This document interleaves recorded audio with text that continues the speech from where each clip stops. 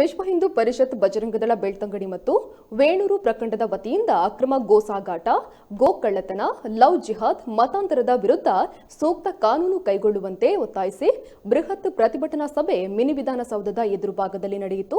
ಬಳಿಕ ವಿಶ್ವ ಹಿಂದೂ ಪರಿಷತ್ ಬಜರಂಗದಳದ ಕಾರ್ಯಕರ್ತರಿಂದ ಬೃಹತ್ ರ್ಯಾಲಿ ನಡೆಯಿತು. ಈ ಸಂದರ್ಭ ಶಾಸಕರಾದ ಹರೀಶ್ ಪುಂಜಾ ಸೇರಿದಂತೆ ಅನೇಕ ಗಣ್ಯರು ಉಪಸ್ಥಿತರಿದ್ದರು.